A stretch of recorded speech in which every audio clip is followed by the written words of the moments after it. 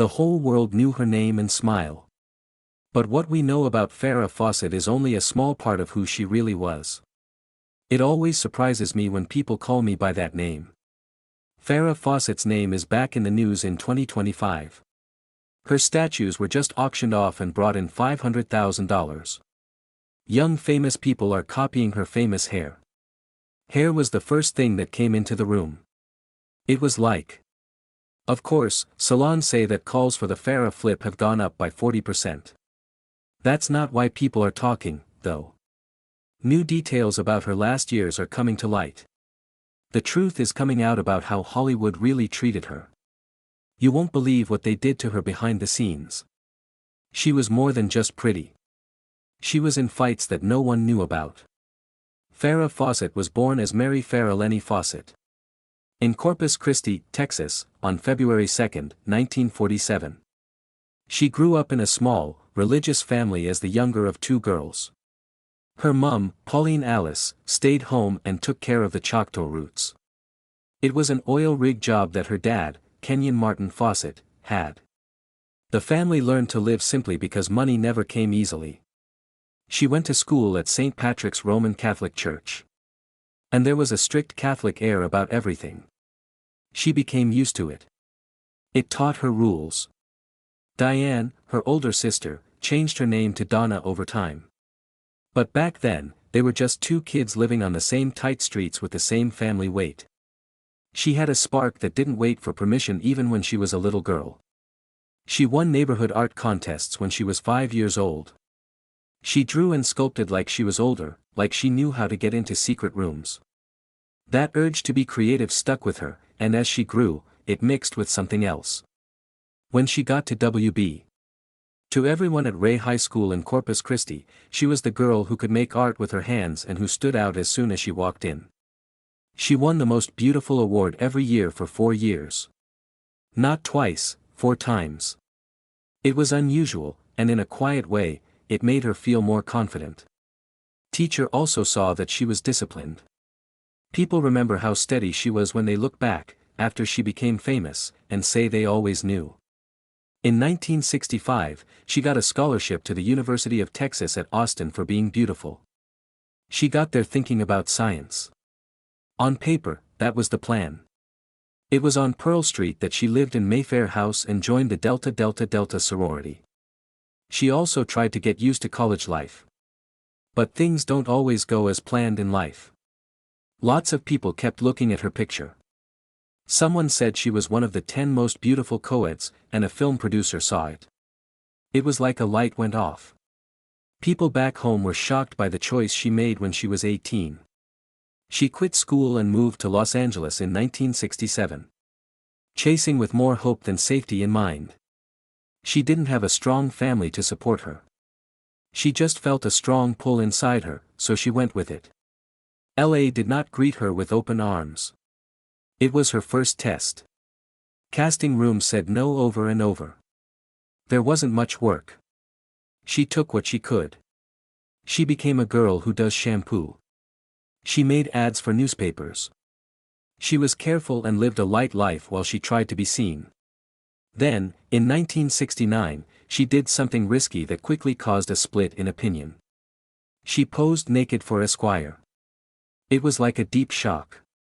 Some said it was brave. Some people called it career suicide. She thought she might have messed up her shot before it even began because of the loud backlash. The attention, on the other hand, made it impossible to avoid her, and doors that were shut started to open. At about the same time, her hair started to tell her story. In the early 1970s, she went for a ruffled style that looked good on her, like the waves she loved as a child growing up in Texas. At first, people in casting rolled their eyes. They thought she looked too American, too clean, and too simple to describe. The world didn't care about their question, though. That look turned into a wave. Millions of posters and magazines were sold, and her hair became a sign of the decade. What they thought was a problem became something that made her stand out. Farrah was very bright, but she was also very shy.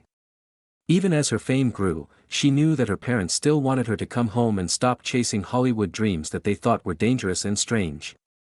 In 1968, she even tried taking a break. Her goal in going to Japan to model was to find new ways to do things. It made her feel alone and gave her a culture shock instead. It taught her how heavy fame can be when you're not at home. She came back more clear. She would do this her way if she was going to do it. Things moved quickly when they got back to Los Angeles. She signed with a big modeling firm in just 2 weeks in the summer of 1968. She had been in more than 100 TV ads by the end of that year. Max Factor and Noxzema, one after the other. She was called the girl next door by other people. But she still had a line she wouldn't cross. Playboy came to visit. Lots of other offers came in. Gives a lot of money. All of them she turned down. Agents really put pressure on her. Because naked photo shoots were a quick way to become famous back then. She said no anyway. Short term, it cost her jobs, but it also made her stand out as someone who wouldn't let the business shape her whole life. Love is a Funny Thing, a French comedy released in 1969, was her first movie role. It was directed by Claude Lelouch and shot in the United States, with some scenes in Old Tucson, Arizona. The movie first came out in France on December 3, 1969. Her part was very small. She was just a college student and didn't have any lines, but it made her feel like she was on a real set and under the pressure of a director. Even though it was quiet, it was a start. In 1970, she got her first speaking part in Myra Breckinridge, where she played Mary Ann opposite Raquel Welch. The movie was based on Gore Vidal's book, which caused a lot of debate. The set was a mess. The story was clear. In the end, the movie was known more for its chaos than its skill.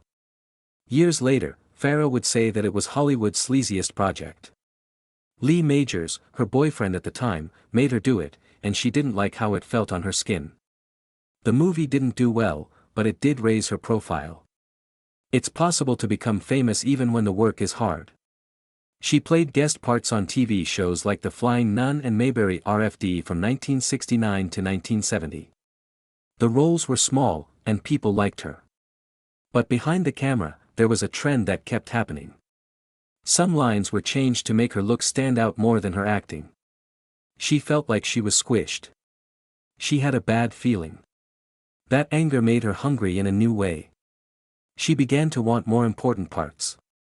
There were times when she could show she was more than just pretty. Things in her personal life were also moving quickly. She met Lee Majors on a movie set in Italy in 1968. Their relationship took off and made for a lot of news. It made her more well-known, but it also put pressure on her. Majors is said to have wanted her to stop modeling and focus on their relationship. Friends saw the power that was hidden behind the charm.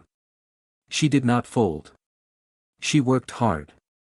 Still, that stress set the stage for cracks to appear later. Then, all of a sudden, 1976 came along. Bruce McBroom took a picture of Farrah in a red swimmers and put it on a sign. It went off. It was the best-selling picture in U.S. history, with over 12 million copies sold. At one point, more than 6 million copies were sold in just the first year. The picture made her an overnight societal icon. But while everyone else was happy, she felt nervous. She didn't like being treated like a thing. In later shoots, she worked hard to include more artistic elements. She even sneaked in her own sculptures to try to shift the attention back to her mind instead of just her body. She got Jill Monroe a role on Charlie's Angels that same year. The first episode of the show aired on ABC on September 22, 1976. By the end of the first season, about 59% of TV watchers had watched it. That looks like almost the whole country leant towards one screen. A lot of people around the world know Farrah now. Some joke that her hair was the star of the show. Still, the days were terrible. The shoots went on for 18 hours. The press never stopped talking about her. She was paid only $5,000 per show, even with all of that. People thought it would be more for someone carrying that much weight. The stress built up until it broke. Farrah wanted stories that were better. She wished Jill had more depth and better feelings. Producers were more interested in her looks than in her singing. The fights and the fact that her majors were jealous of her fame made things even worse at home. She already knew she wanted to leave by the end of the first season.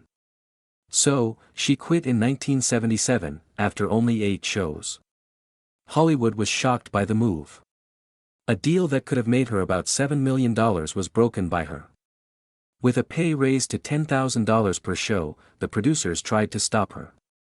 She said no anyway because she had a different math in her head.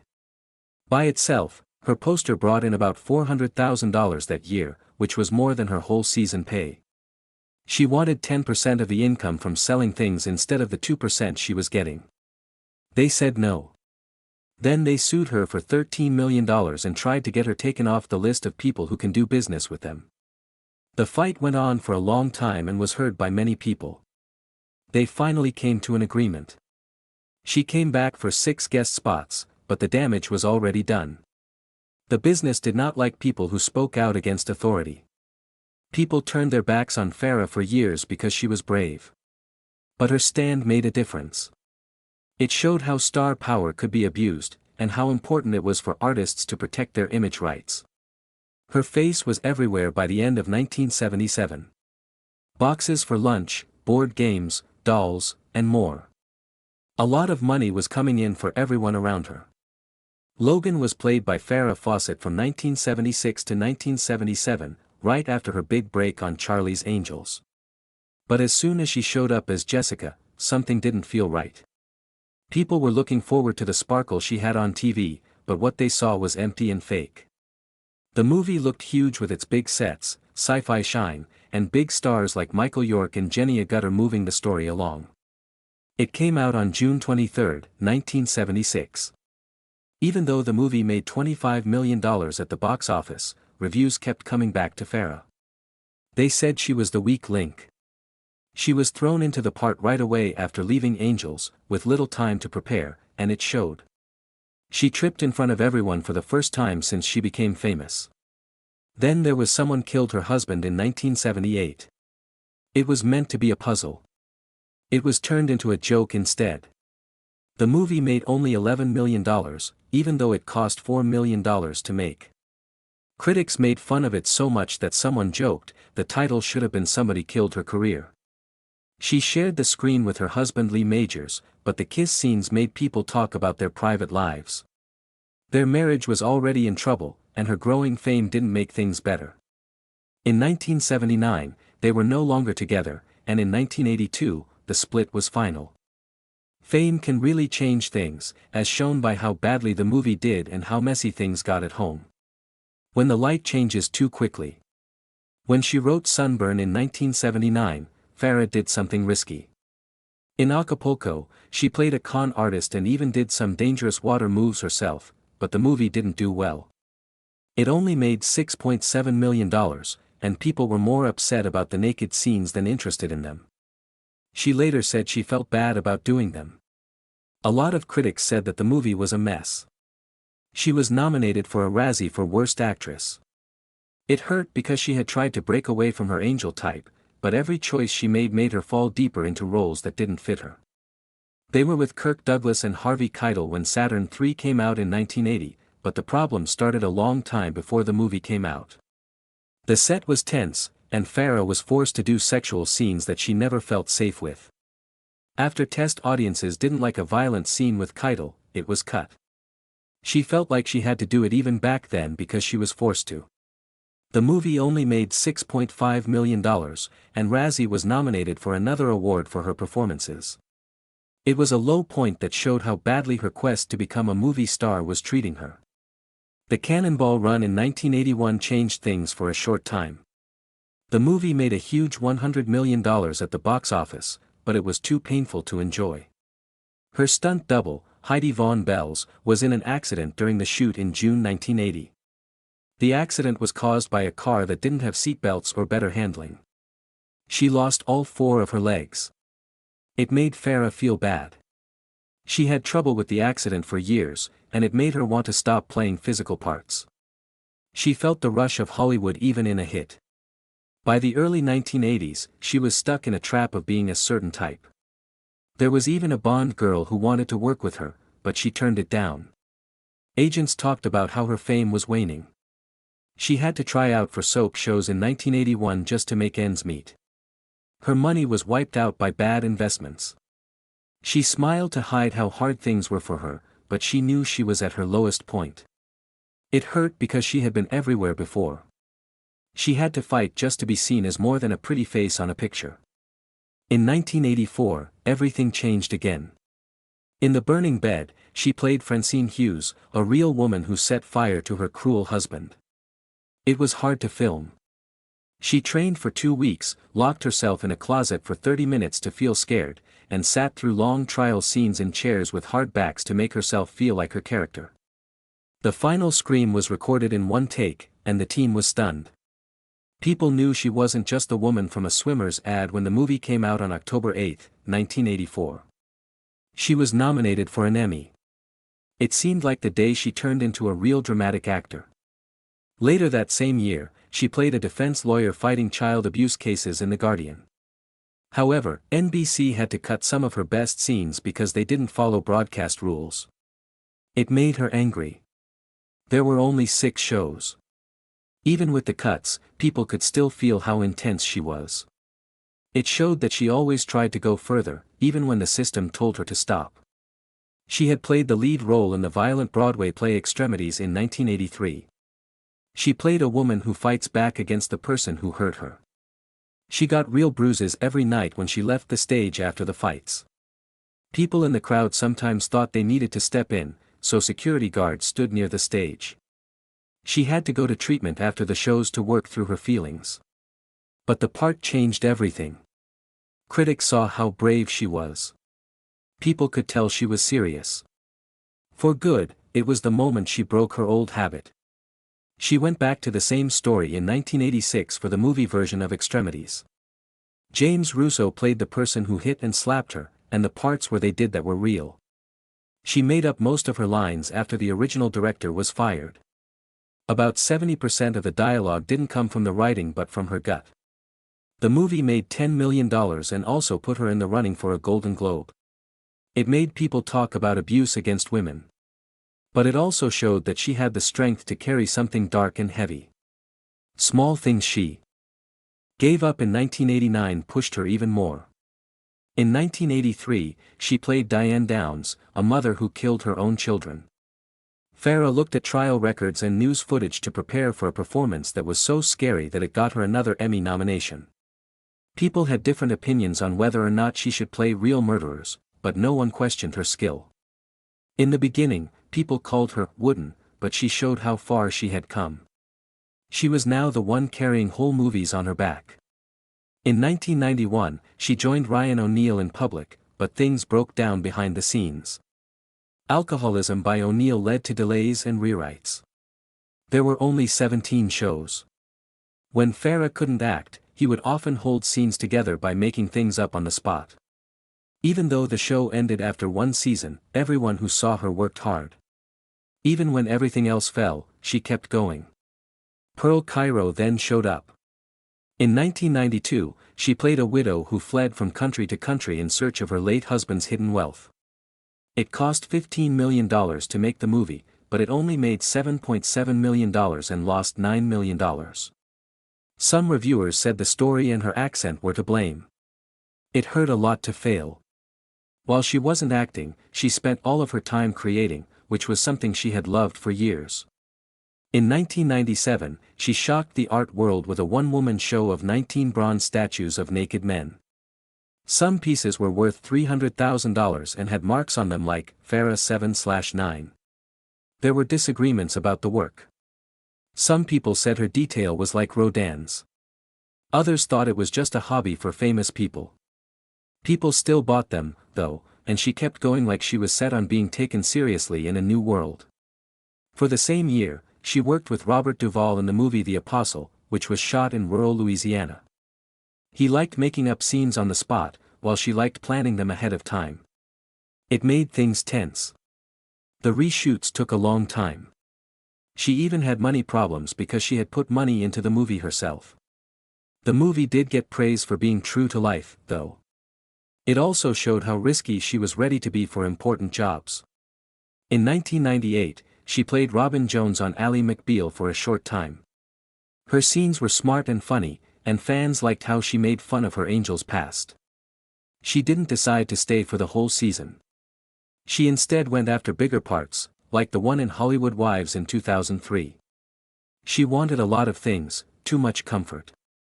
In 2004, around this time, she played a rich lady who shows up at a barbecue in the cookout. Spent $16 million on it but only made $12 million. Reviewers gave it a 5% score on Rotten Tomatoes. Some people said that Hollywood just didn't want to give older actresses serious parts. Farrah could feel that weight. She kept going anyway. In 2005, she let cameras follow her as she went after Farrah. It showed her studio where she made art, how lonely she was after breaking up with Ryan O'Neal, and the quiet times that fame never shows. Ratings weren't great, but people liked how honest she was. No longer did she hide behind a perfect picture. People could see the person. They got married on July 28, 1973.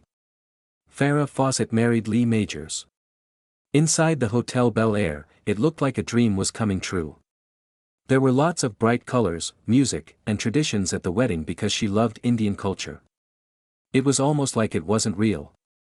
As the cameras flashed, famous people filled the hall. They were called Hollywood royalty because their love began in 1968 and grew over the first few years. It felt steady and almost perfect for a while. The cracks were too big to hide by 1979, though.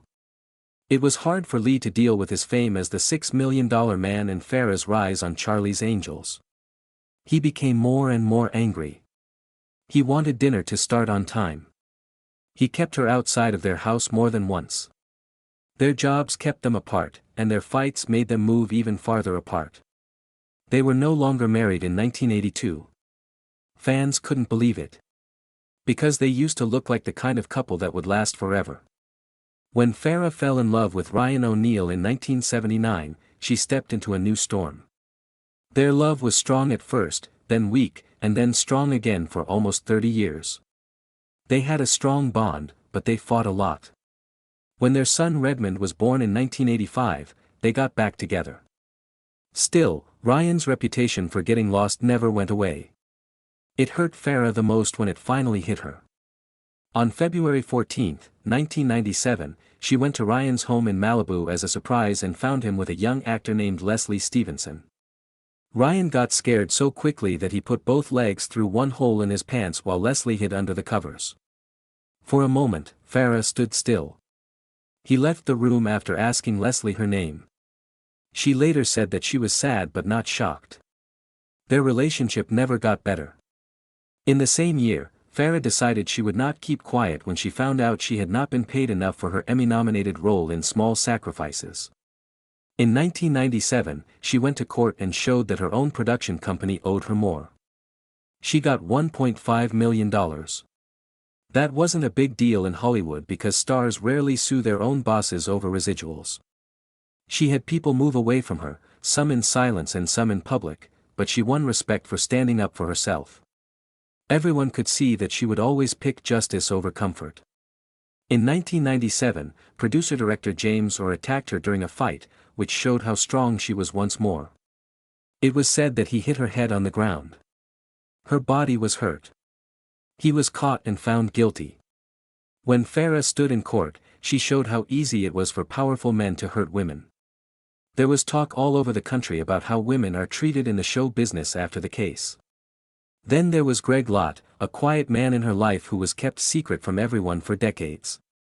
They met for the first time at the University of Texas. They were together for 30 years, mostly behind closed doors.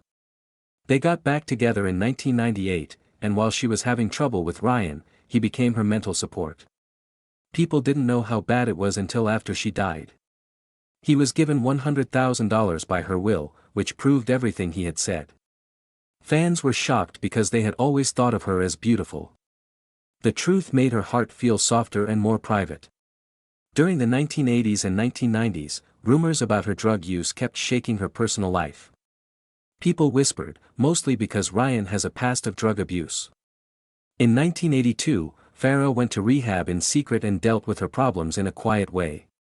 She hid it for years. Then, in 1997, she talked about it in an interview with Playboy to try to take away the shame that comes with addiction. Her honesty shocked a lot of people and helped her fans see her as a real person instead of an unapproachable star.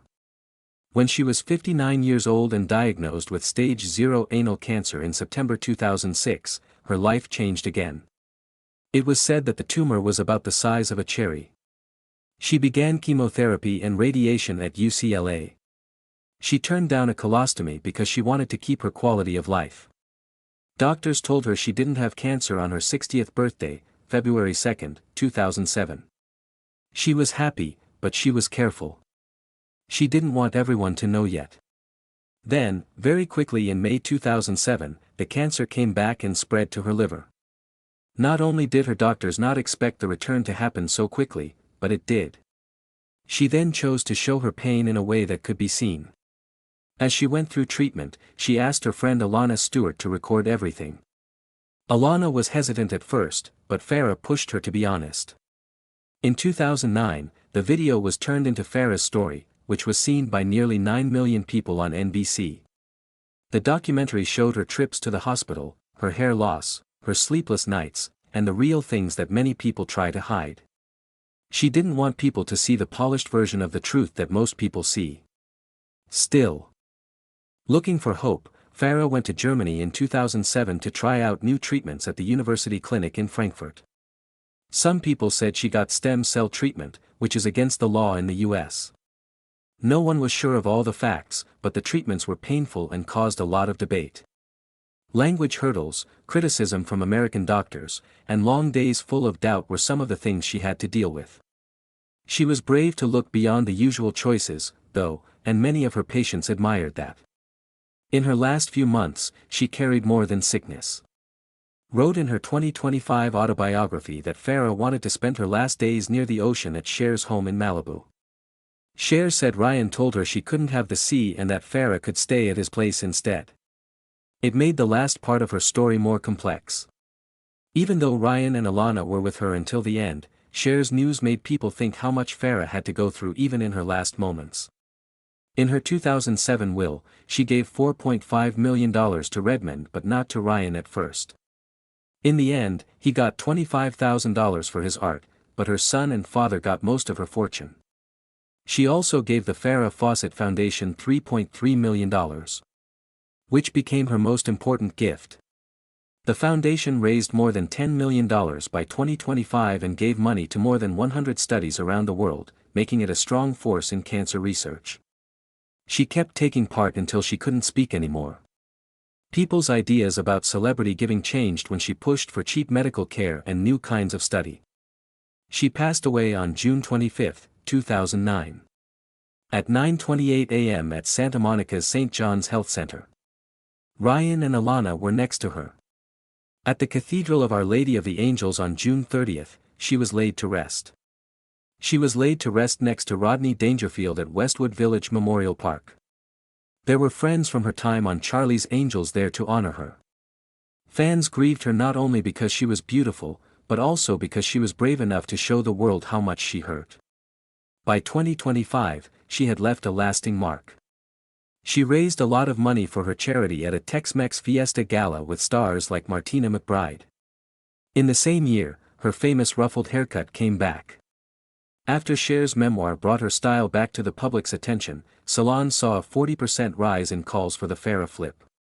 On the red carpet, young stars copied the style. It was made more modern by designers who added softer layers and heat protectant sprays.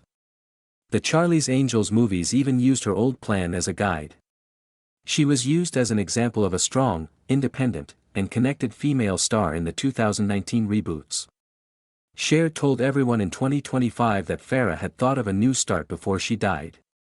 Fans watched old talks and behind-the-scenes videos to remember how she changed the franchise's whole spirit. At the same time, Redmond was having his own problems. Because of his problem, he has been arrested many times since 2008.